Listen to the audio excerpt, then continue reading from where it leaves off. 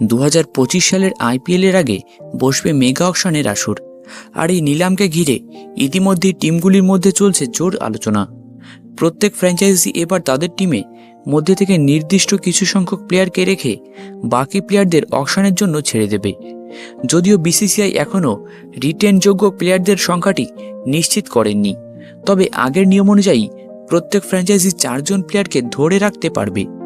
এই অবস্থায় Kolkata night Riders কোন কোন প্লেয়ারকে রিটেন করতে পারে তা নিয়ে শুরু হয়েছে ব্যাপক আলোচনা। কেকেআরের রিটেনযোগ্য প্লেয়ার তালিকায় শীর্ষস্থানীয় হিসেবে উঠে আসছে রিঙ্কু সিং এর নাম।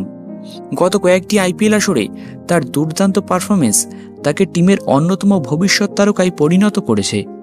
পাশাপাশি হর্ষিত রানাকেও তরুণ ইয়াংস্টার হিসেবে ধরে রাখতে চাইবে কেকেআর, কারণ কেকেআরের ভবিষ্যৎ পরিকল্পনার জন্য এই দুই ভারতীয় তরুণের ভূমিকা অত্যন্ত গুরুত্বপূর্ণ হতে পারে। এদিকে ইংল্যান্ডের ওপেনার ফিল সল্টের কথাও এখানে উল্লেখযোগ্য। তার গত আইপিএলে অসাধারণ পারফরমেন্স করেছিলেন তিনি।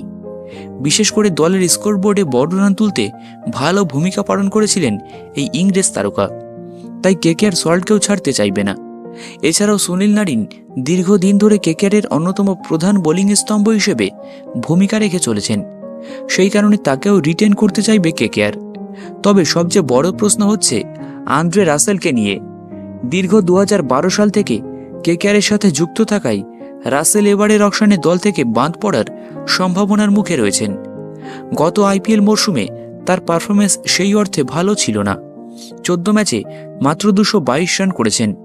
এদিকে এখন তার বয়স 36, তাই তার ফর্মের অবনতির জন্য কেকেআর হয়তো তাকে রিলিজ করতে পারে।